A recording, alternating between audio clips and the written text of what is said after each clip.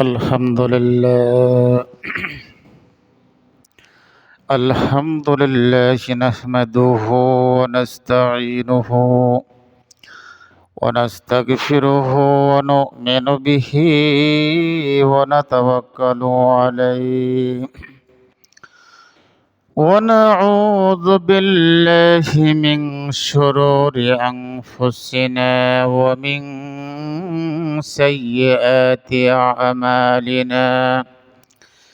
من يهده الله فلا مضل له ومن يضلل فلا هادي له. ونشهد أن لا إله إلا الله وحده لا شريك له. ونشهد أن سيدنا وحبيبنا ومولانا محمدا عبده ورسوله الذي أرسله بالحق بشيرا ونذيرا وداعيا إلى الله بإذنه وسراجا وقمرا منيرا. فقد قال الله تعالى في كلامه المجيد والفرقانه الحميد: أعوذ بالله من الشيطان الرجيم. بسم الله الرحمن الرحيم. إن فرعون علا في الأرض وجعل أهلها شيعا يستضعف طائفة منهم يذبح أبناءهم ويستحيي نساءهم إنه كان من المفسدين.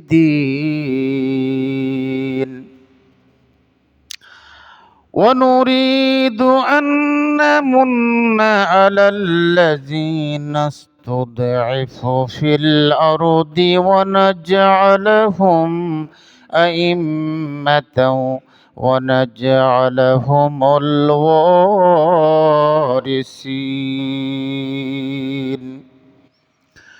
قال الله تعالى في شان حبيبي: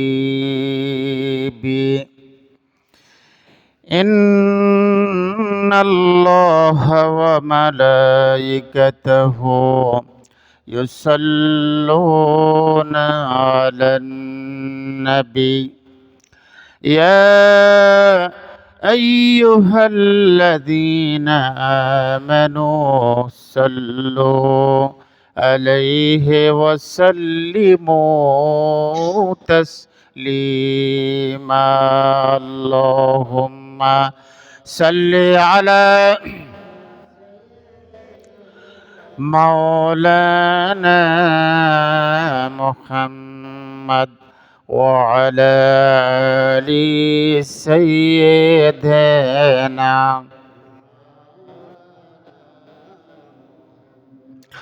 اللهم صل على سيدنا مولانا محمد وعلى آل سيدنا مولانا محمد.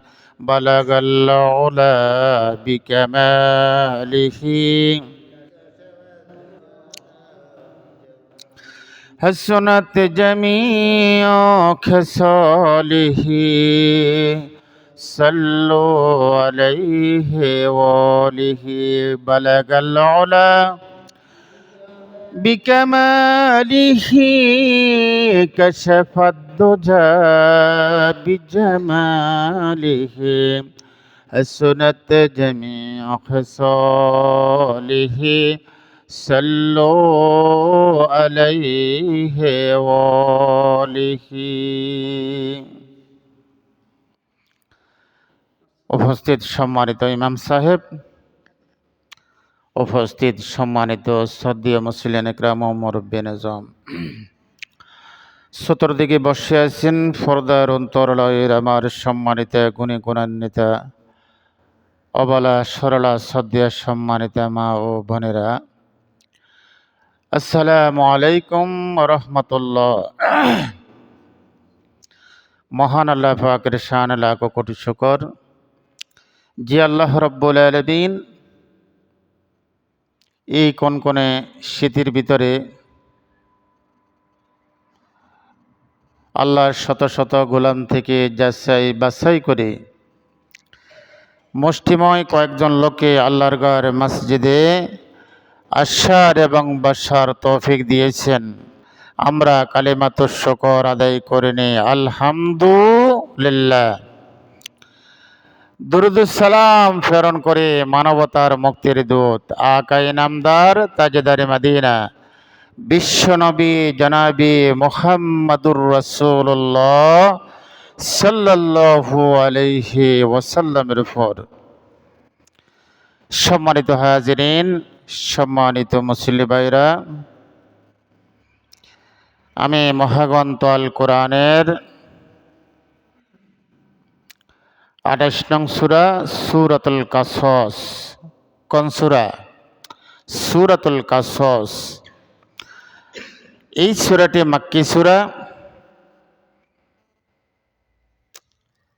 নাজিল হওয়ার সময়কাল হচ্ছে আল্লাহর নবী বিশ্বনবী জনাবে মুহাম্মদুর রাসূলুল্লাহ সাল্লাল্লাহু আলাইহি ওয়াসাল্লাম যখন অন্তরে ব্যথা নিয়ে তানার মাতৃভূমি মক্কায় মুআজ্জমা থেকে হিজরত করে যখন মদিনার দিকে রওনা হয়েছেন, জুহফা নামক স্থানে হযরতে জিবরিল আমিন আলাইহিস সালাতু ওয়াস সালাম এসে বলল, ও আল্লাহর নবী, আপনার কি মনটা খুব খারাপ? আপনার মনের ভিতরে খুব ব্যথা যন্ত্রণা? আল্লাহ নবী বলছে, আমার মাতৃভূমির জন্য আমার খুবই মনের ভিতরে খুব ব্যথা বেদনা সৃষ্টি হচ্ছে। জিবরিল আমিন আলাইহিস সালাতু ওয়াস সালাম এই পূর্ণ সূরা আল্লাহর নবী বিশ্ব নবীকে তেলাওয়াত করে শোনালেন আর তানাকে বললেন, ইন্নাল্লাযী ফারাদা আলাইকাল কুরআনা লারাদ্দুকা ইলা মাআদ। ওগো নবী, আপনাকে অবশ্যই অবশ্যই মদিনা থেকে মক্কায় আবার নিয়ে আসা হবে। ইন্নাল্লাযী ফারাদা আলাইকাল কুরআন, নিশ্চয় নিশ্চয় আল্লাহ ফারাদা আলাইকাল কুরআন, এই কোরআনকে আপনার জন্য বিধান হিসাবে আল্লাহ নাযিল করেছেন। লারাদ্দুকা ইলা মাআদ, আর অবশ্যই অবশ্যই আল্লাহ আপনাকে মদিনা থেকে মক্কায় নিয়ে আসবেন। সেই দিন বেশি দূরে নয়। যখন এই সূরা নাযিল হলো, আল্লাহর নবী বিশ্ব নবীর সামনে হযরতে মূসা আলাইহিস সালাতু ওয়াস সালামের কাহিনী তুলে ধরলেন, ফিরাউনের ঘটনাগুলি তুলে ধরলেন। এই কারণে এই সূরাটির নামকরণ করা হচ্ছে সূরাতুল কাসস। কাসস মানে কিচ্ছা, কাহিনী। এটা দুনিয়ার কোনো কিচ্ছা নেই কি? মূসা এবং ফিরাউনের কাহিনী শোনার দরকার আছে না নাই? আছে নাকি? আল্লাহ রাব্বুল আলামিন সূরাতুল কাসসের সন্ন্যাং আয়াত আল্লাহ তুলে ধরছেন, ইন্না ফিরআউনা আলা ফিল আরদি وجعل أهلها شيعا يستضعف طائفة منهم إن فرعون নিশ্চয় নিশ্চয় ফিরাউন আলা ফিল আরদি, এখানে আলা অর্থাৎ উপরে বোঝানো হয়েছে কার উপরে? ফিল আরদ মানে জমিন, অর্থাৎ মিশরের অধিপতি যারা ছিলেন, মিশরে বনি ইসরাইল যে গোত্রটা ছিল, সে গোত্রের উপরে ফেরাউন তাদের উপরে চড়া হয়েছে। সন্ত্রাসী কায়দায় তাদের উপরে জুলুম নির্যাতন নিপীড়ন শুরু করেছে। এখানে শুধু শেষ নয়, এখানে ক্ষান্ত হয় নাই। وجعل أهلها شيعا يستضعف طائفة منهم وجعل أهلها, সে মানুষদেরকে বিভিন্ন দলে বিভক্ত করেছে। কি করেছে? অর্থাৎ বনি ইসরাইল যারা ছিল তাদেরকে দাস দাসী বানিয়েছে। আর যারা কিপ্তি ছিল, ফেরাউনের বংশধর, তাদেরকে উদ্ধতন কর্মকর্তা, চাকরি বাকরি, এমপি মন্ত্রী বানিয়েছে। কি বানিয়েছে? এমপি মন্ত্রী বানিয়েছে, ভালো ভালো পদ দিয়েছে। কিন্তু বনি ইসরাইল যারা ছিল তাদের উপরে জুলুম নির্যাতন করেছে, তাদের খাওয়া দাওয়া সব কিছু বন্ধ করে দিয়েছে। অর্থাৎ তাদের কাজ দিল একদম নিম্ন স্তরে কাজ দিয়েছে। এখানে ফেরাউনের জ্যোতিষীরা একদিন বলল, ও ফেরাউন, বনি ইসরায়েলের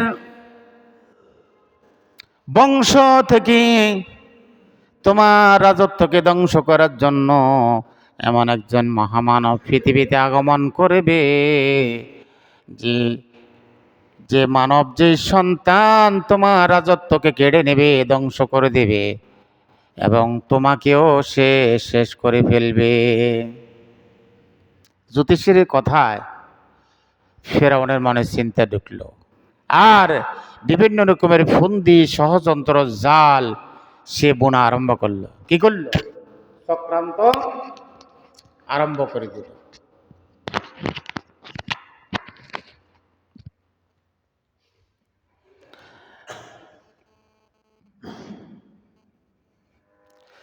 وجعل أهلها شيعا يستضعف طائفة منهم وجعل أهلها شيعا, সে বিভিন্ন দলে মানুষদেরকে বিভক্ত করেছে। কি করেছে?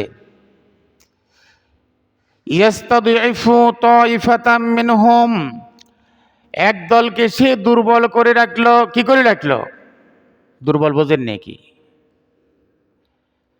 বিভিন্ন রকমের মামলা হামলা দিয়ে ষড়যন্ত্র করে তাদের উপরে প্রেসার নিয়োগ করে তাদেরকে দুর্বল করা হয়েছে।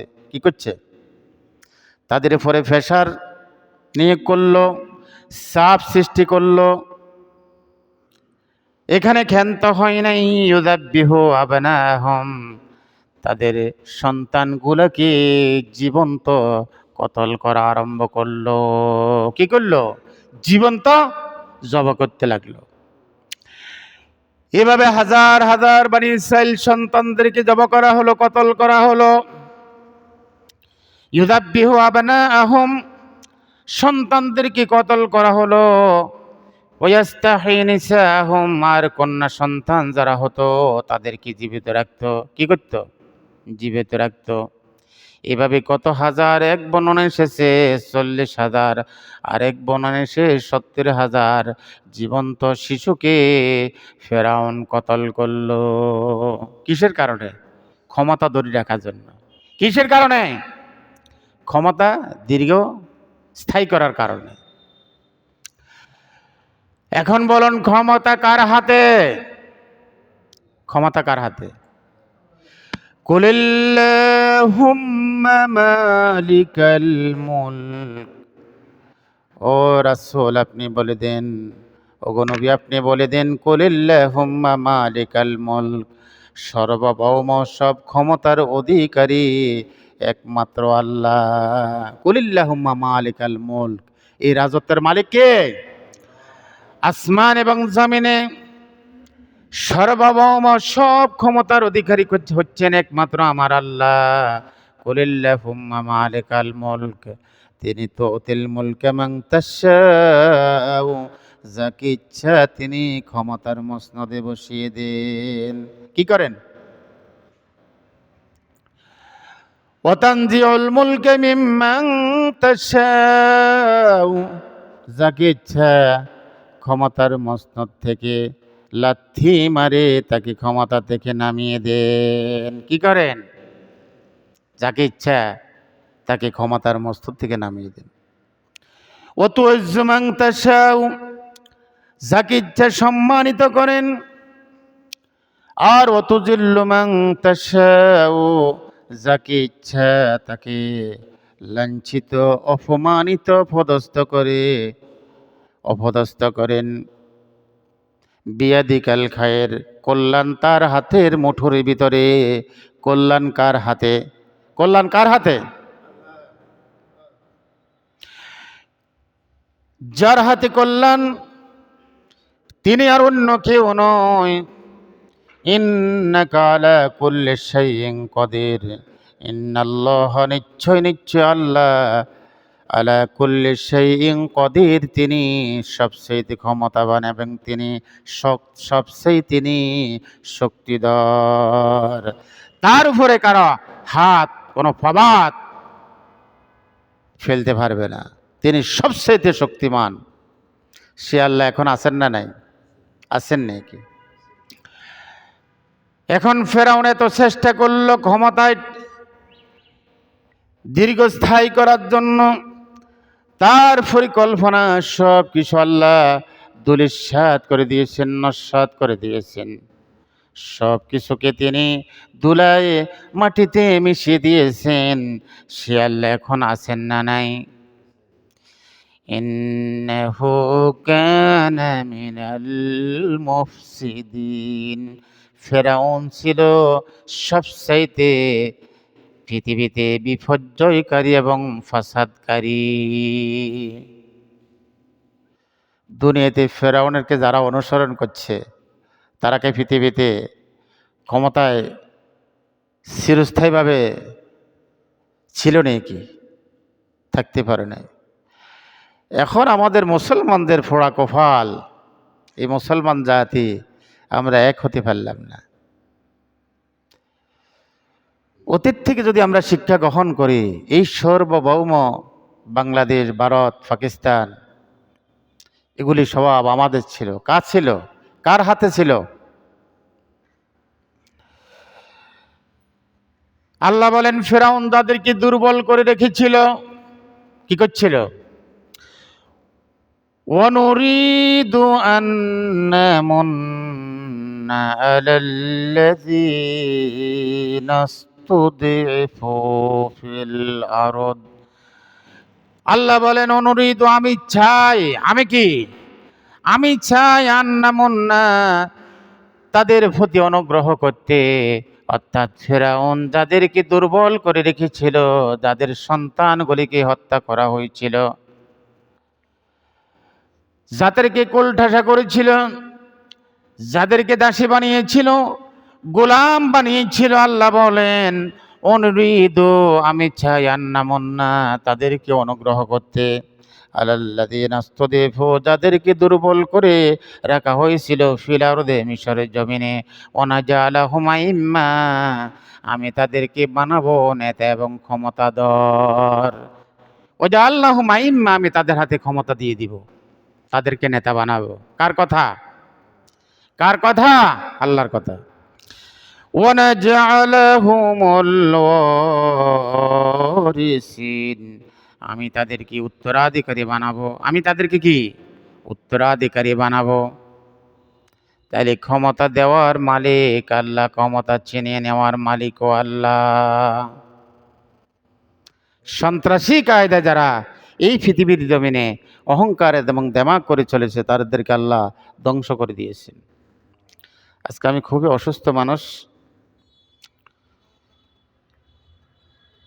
ডাক্তারের কাছে যাব, কিন্তু চিন্তা করে দেখলাম জুমার নামাজটা কাকে দায়িত্ব দিব। দোয়া করবেন, আসলে জুমার পর একটা ডাক্তারের কাছে যাব, খুবই অসুস্থ মানুষ, দোয়ার জন্য দরখাস্ত। আলোচনা মুখে দিয়ে আসতেছে না। তাহলে আল্লাহ কি বলছেন? অনুরিদু আন্না মুন্না আলাল্লাযীনা ইসতুদঈফু ফিল আরদি ওয়া নাজআলাহুম আইম্মাতাও ওয়া নাজআলাহুমুল ওয়ারিসিন। আল্লাহ বলেন, অনুরিদু, আমি চাই, আন্না মুন্না, তাদের প্রতি অনুগ্রহ করতে, দয়া করতে, আলাল্লাযীনা ইসতুদঈফু, যাদেরকে ফেরাউন দুর্বল করে রেখেছিল, নাস্তদঈফু, দুর্বল করে রেখেছিল, ফিল আরদি, মিশরের জমিনে, ওয়া নাজআলাহুম আইম্মা, আমি তাদেরকে নেতা বানাতে, ওয়া নাজআলাহুমুল ওয়ারিসিন, আমি তাদেরকে উত্তরাধিকারী হিসেবে ক্ষমতা দিয়ে দিব। কাদেরকে? অর্থাৎ বানি ইসরায়েলদেরকে। বানি ইসরায়েলদেরকে যে আল্লাহ ক্ষমতা দিয়েছেন, সে আল্লাহ কি এখন আছেন না নাই? যারা দুর্বল তাদেরকে ক্ষমতা দেওয়ার মালিক কে? আর যারা সবল তাদের থেকে ক্ষমতা ছিনিয়ে নেওয়ার মালিক কে? যতই আগ্রাসী কায়দায় আমাদের দেশে ষড়যন্ত্র করুক না কেন, সকল ষড়যন্ত্র ধূলিসাৎ হয়ে যাবে। স্বাধীনের পর থেকে বাংলাদেশে যে ষড়যন্ত্র চলছে, ভারতের আগ্রাসী আমাদের উপরে যেভাবে ভারত আমাদের মাথার উপরে চাপিয়েছে, সেই বোঝা 5 আগস্টে বাঙালি জাতির মাথা থেকে নেমেছে। এরপরেও তারা আমাদেরকে শোষণ করতে চায়। এই ভারত উপমহাদেশ কে স্বাধীন করেছিল? কারা ক্ষমতায় ছিল? কারা রাজত্ব করেছিল? মুসলমান, আমরা জানি না। মুসলমানদের শাসন আমল ছিল ভারতে প্রায় 800 বছর। কত বছর? স্পেন মুসলমান শাসন করেছিল প্রায় 773 বছর। সেখানে এখনো বহু মসজিদে তালা বন্ধ রয়েছে, যে মসজিদগুলাতে হাজার হাজার মুসলমান নামাজ আদায় করেছে, সে মসজিদগুলো এখনো তালা বন্ধ অবস্থায় আছে। আছে নাকি? ভারতের মুসলমানদের কি পরিণতি, বাংলাদেশের মুসলমানদেরকেও সে একই কায়দায় তারা ফেলতে চায়। আল্লাহ সকল ষড়যন্ত্রর জাল আল্লাহ নস্যাৎ করে দিন। আল্লাহ কোরআন হাদিসে বাস্তব শত শত হাজার হাজার প্রমাণ রয়েছে। আছে নাকি? আল্লাহ আব্রাহা বাদশাকে ধ্বংস করে দিয়েছেন, দিছেন নাকি? ছোট্ট একটা ফাঁকি দিয়ে তাদেরকে ধ্বংস করে দিয়েছেন। নমরুদকে ধ্বংস করে দিয়েছেন, কারুনকে ধ্বংস করে দিয়েছেন। সে আল্লাহ এখনো আছেন। আল্লাহ বানি ইসরায়েলদেরকে কিভাবে ক্ষমতা দিয়েছেন, সূরাত আরাফের মধ্যে আল্লাহ রাব্বুল আলামিন ঘোষণা করেছেন 137 নং আয়াত,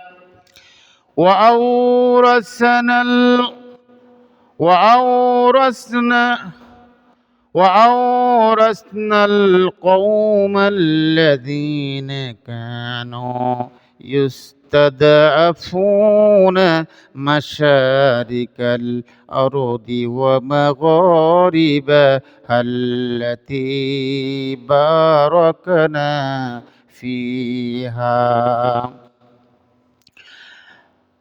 আল্লাহ বলেন, ওয়াআওরাসানাল কওমাল্লাযীনা, আমি ওই কওমকে, ওই সম্প্রদায়কে উত্তরাধিকারী বানিয়েছি, কানু ইউস্তাদাফুনা, যাদেরকে ফেরাউন দুর্বল করে রেখেছিল, মাশারিকাল আরদি মাগারিবাহাল্লাতি, মাশারিকাল আরদি পশ্চিম, ও মাগারিবাহাল্লাতি, ও মাগারিবা এবং পূর্ব এবং পশ্চিমের রাজত্বের মালিক আমি তাদেরকে বানিয়েছি। ও মাগারিবাহাল্লাতি বারাকনা হাওলাহু, সেই জমিনগুলোকে আমি আল্লাহ বরকত দিয়ে পরিপূর্ণ করে দিয়েছি। বনী ইসরায়েলদেরকে শুধু মিশরের জমিনের অধিপতি বানান নাই, শাসক বানান নাই, মিশর থেকে শুরু করে সিরিয়া এবং ফিলিস্টাইন, যেটাকে শাম দেশ বলা হতো, আল্লাহ নবী শামের জন্য দোয়া করেছেন। যে শামে ফিলিস্টাইনে 5,000 নবীর কবর আছে। কত হাজার নবীর?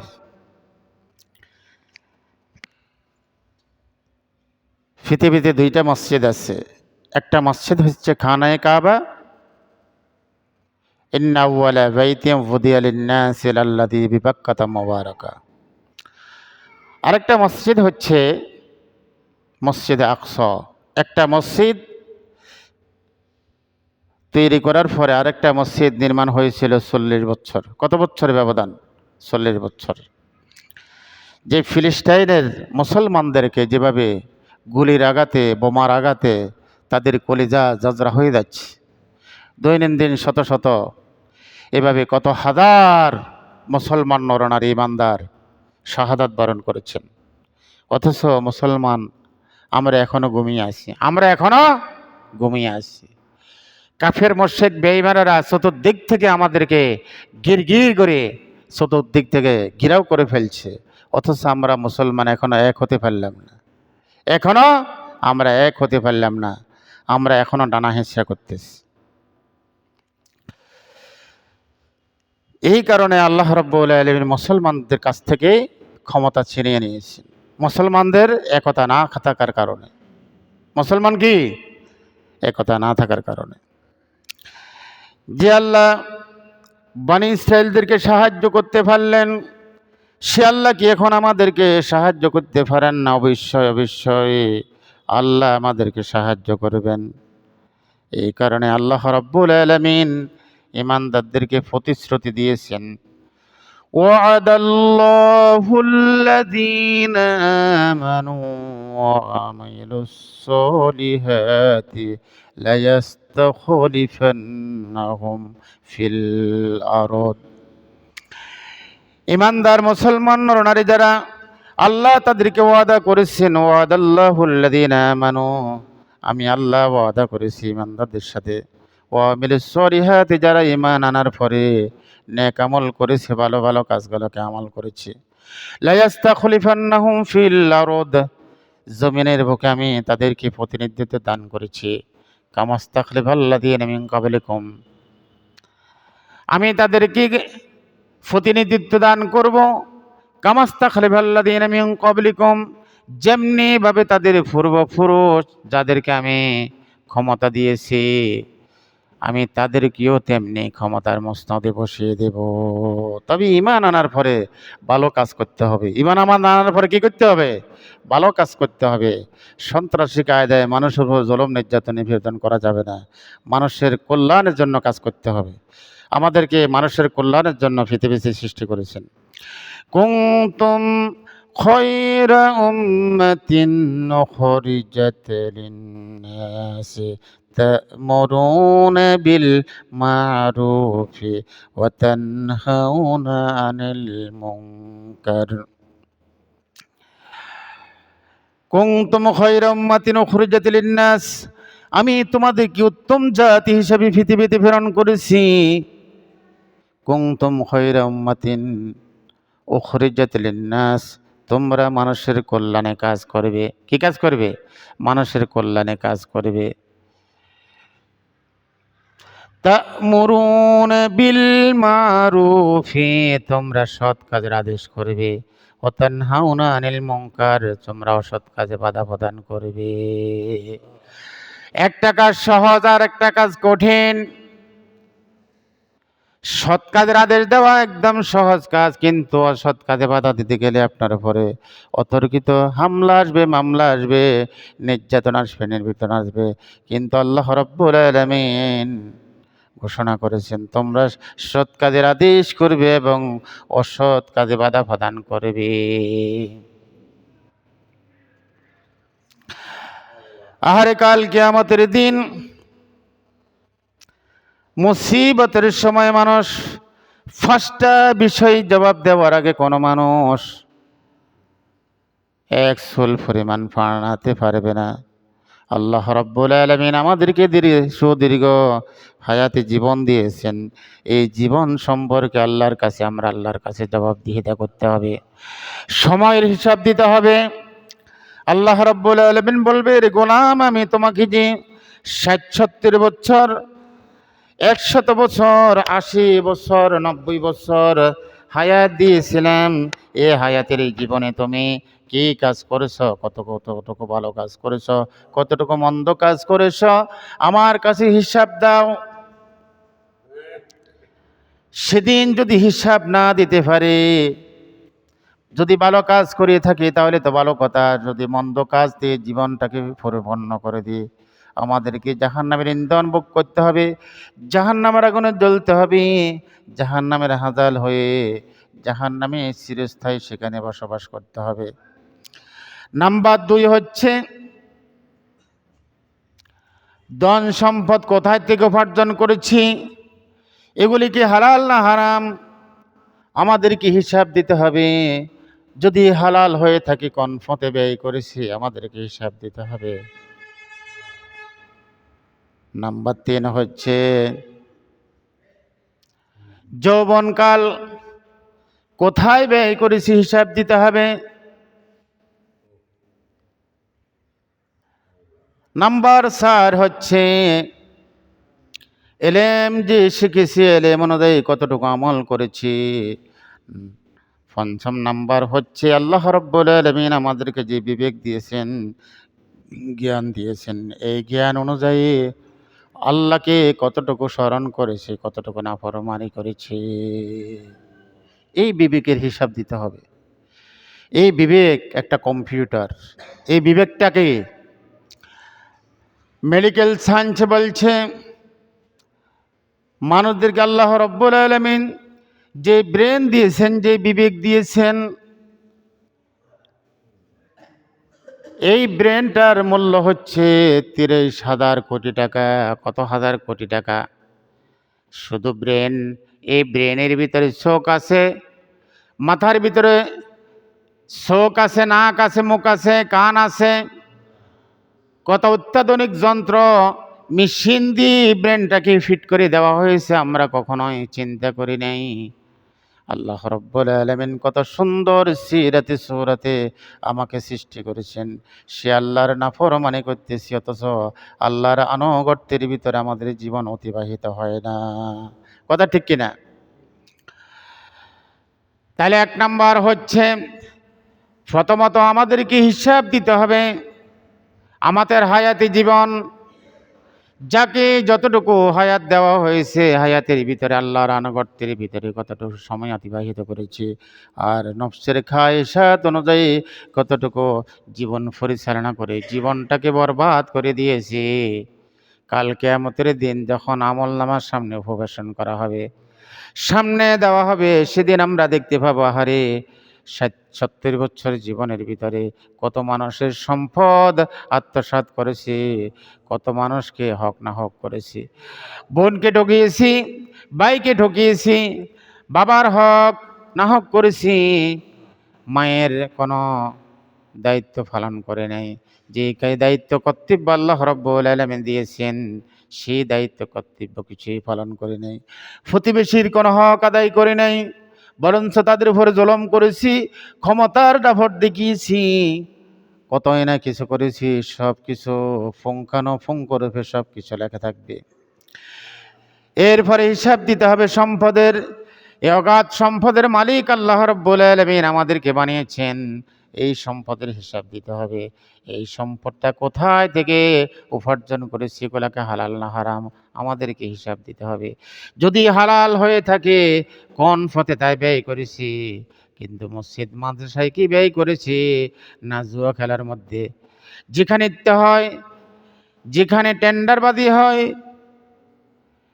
কি সেখানে ব্যয় করেছি, না সঠিক পথে ব্যয় করেছি। সঠিক পথে যদি ব্যয় করিয়ে থাকেন, তাহলে আপনি মরে যাওয়ার পরেও এর সবগুলা পৌঁছতে থাকবে। আর যদি খারাপ কাজে টাকাগুলা ব্যয় করে থাকেন, সম্পদগুলা ব্যয় করে থাকেন, তাহলে আল্লাহর নিকট সেদিন জবাবদিহিতা করতে হবে। সবার টাকা আবার মসজিদ মাদ্রাসায় লাগে না, লাগে নেই কি? কোন মানুষ যদি চিন্তা করেন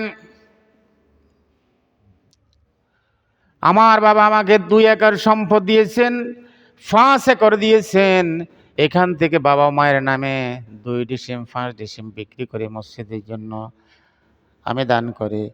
যদি আপনি ওই নিয়তে দান করে থাকেন, আপনার টাকায় যদি একটা মসজিদের ইট কেনা হয়, একটা টাইলস কেনানো হয়, ওই টাইলসের উপরে মুসল্লি যতদিন সেজদা করবে ততদিন আপনার বাবা মায়ের রূহের পরে শুধু সব পৌঁছতে থাকবে। আমরা কেন বখুলি করি? আল্লাহ রাব্বুল আলামিন সূরা আলে ইমরানের আরেকটি আয়াতে বলছেন, সাইয়ুতাওয়াকুনা মা বাখিলু বিহি ইয়াউমাল কিয়ামা। সাইয়ুতাওয়াকুনা মা বাখিলু বিহি, বখিল যারা তাদের সম্পদগুলা তারা ঘাড়ে করে কাল কিয়ামতের দিন হাসরের ময়দানে উত্তোলন হবে। হাসরের ময়দানে সে সম্পদের বোঝা কাঁধে করে সে হাসরের ময়দানে উপস্থিত হবে। আপনার সম্পদ সেদিন আপনার গাঁট ভেঙে ফেলবে।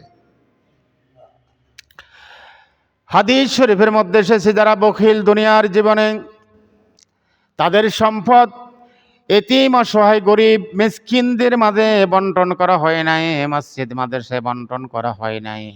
সম্পদগুলা আরো বৃদ্ধির জন্য সে প্রাণপণে চেষ্টা করেছে। তার গলদেশটা 70 গজ প্রসারিত করে দেওয়া হবে, লম্বা করে দেওয়া হবে। আর তার এই সম্পদ বিষাক্ত সাপে পরিণত হবে, তার গলার মধ্যে ফেঁসিয়ে দেওয়া হবে এবং তাকে দংশন করতে থাকবে। এই সম্পদ যদি আপনি যদি উপার্জন করে থাকেন, যদি ভালো কাজে যদি ব্যয় করেন, তাহলে হিসাব দিতে পারবেন। আজ যদি নিজের নফসের খায়সাত অনুযায়ী ভালো কাজে ছাড়া মন্দ কাজে যদি ব্যয় করে থাকেন, কারো জীবন হত্যা করার জন্য তো অনেক সময় সম্পদ ব্যয় করা হয়। ওসমান হাদিকে কতশো কোটি টাকার বিনিময়ে তাকে হত্যা করা হয়েছিল।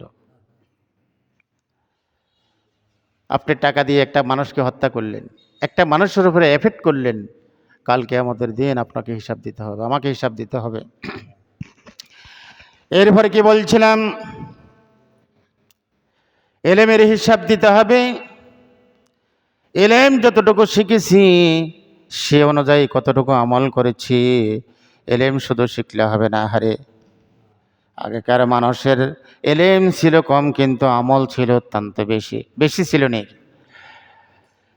10 গ্রাম টোকাইলে একটা মাদ্রাসা পাওয়া যেত না, একটা প্রাইমারি স্কুল ছিল না, একটা হাই স্কুল ছিল না, কলেজ ছিল না।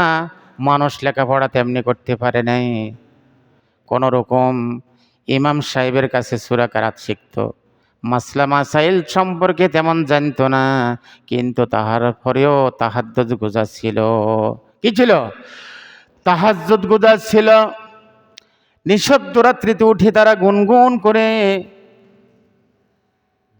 সেজদায় পড়ে রোনাদারি করে আল্লাহর সামনে আল্লাহর কুদরতি পায়ে সেজদা দিয়ে কাঁদতেন। জীবনের গুনাহ মাফের জন্য আল্লাহর কাছে প্রার্থনা করতেন। এলেম ছিল কম কিন্তু আমল ছিল বেশি। লেনদেনে কোনো রকমের স্ট্যাম্প ছিল না, মৌখিক লেনদেন করত। এরকম ছিল নাকি? সোনাপুরের এক ব্যবসায়ী লোক ছিল। শহরাঞ্চলে অনেক সময় এই প্রযুক্তি রোডে দিয়ে যখন মানুষ টাকা পয়সা নিয়ে রওনা করত রাতের অন্ধকারে, ডাকাত তাদের মাথার ভরে বাড়ি দিয়ে টাকাগুলো আত্মসাৎ করে নিত। ওইদিকে কালেথারা থেকে শুরু করে চৌরাস্তা এবং আন্নালাসার ভিতরে কতটুকু ডাকাত ছিল, তারা মানুষের টাকাগুলো হাতিয়ে নিত রাতের অন্ধকারে। একজন লোক সৎ ব্যবসায়ী ছিল, আমিন খলিফা। কি খলিফা ছিল? ওনার কাছে মানুষ টাকাগুলা যেভাবে রাখতেন আবার সেভাবে পেয়ে যেতেন। আহারে, কতই না আমানতদার, কতই না ইমানদার ব্যক্তি ছিলেন। আল্লাহ তার এই ভালো কাজগুলাকে লক্ষ্য করে আল্লাহ জেনে এই গোলামটাকে যেন আল্লাহ মাফ করে দেন। কেমন ঈমান তাদের ছিল। এখনকার জামানায় যদি আপনি কোনো মানুষের কাছে 5 লক্ষ টাকা আমানত রাখেন, রাতের অন্ধকারে কোনো রকমের সাক্ষী নেই, কোনো রকমের ডকুমেন্ট নেই, কিন্তু বেচারার কাছে পরের দিন যখন আপনি টাকা চাইবেন, বহু মানুষ এমনও আছে বলবো, মিয়া আপনি কখন আমার কাছে টাকা রাখছেন? স্ট্যাম্প দিয়ে তো অনেক সময় টাকা পাওয়া যায় না, যায় নাকি? এই বিবেক বুদ্ধি আপনি কোন কাজে ব্যয় করেছেন হিসাব দিতে হবে। যৌবনকাল আল্লাহর অশেষ একটা নেয়ামত। আহারে, যৌবনকালে মানুষ যদি সারা রাত্রি দাঁড়িয়ে নামাজ পড়ে, কোনো রকমের ক্লান্ত আসবে না। কনকনে শীতের ভিতরে ঠান্ডা পানি দিয়ে অজু করলে কোনো রকমের সমস্যা হবে না। কিন্তু আমরা যৌবনকালটা আল্লাহর আনুগত্যের ভিতরে সময় অতিবাহিত না করে কিন্তু নফসের খায়সাত অনুযায়ী কত মানুষ যৌবনটাকে অধপতনে বিলিয়ে দিচ্ছে। হিসাব আমাদেরকে দিতে হবে। এই 5টা বিষয় জবাব দেওয়ার আগে কোনো মানুষ কিয়ামতের দিন পা নাড়তে পারবে না। সম্মানিত হাজিরিন, আমার মোর আলোচনার মুখ্য উদ্দেশ্য হচ্ছে আমাদের হায়াতের মালিক কে? আল্লাহ। বাঁচানোর মালিক কে? আল্লাহ। রিজিক দেওয়ার মালিক আল্লাহ। সম্মান বৃদ্ধি করার মালিক আল্লাহ। আল্লাহ যদি আমাদের সব কিছুর সমস্যার সমাধান করিয়ে থাকেন, তাহলে তার আনুগত্যের ভিতরে জীবন অতিবাহিত করতে হবে। দোকানে আসি শুনলাম এই বাজারে একজন দোকানদার, নাম হচ্ছে কি জহির, সম্ভবত সেই যুবক মানুষ গত 2 দিন আগে সে মৃত্যুবরণ করেছে। কয়দিন আগে? 2 দিন আগে নেই, আজকে গত রাত্রে 11টা বাজে। আহ, আল্লাহ তার জীবনের সমস্ত গুনাহখাতাগুলি যেন মাফ করে দেন। সম্মানিত হাজিরিন, সময় শেষ হয়ে গেছে, বিস্তারিত আলোচনা সময় স্বল্পতার কারণে সম্ভব হয় নাই। আমি যতটুকু আলোচনা করেছি, আমার এই আলোচনার উপরে আমাকে যারা শ্রবণ করেছেন সকলকে আমল করার তৌফিক দান করেন। ও আখিরে দাওয়ানা আলহামদুলিল্লাহি রাব্বিল আলামিন। যারা পরবর্তীতে এসেছেন 4 রাকাত কালাল জমা পড়ে নেন।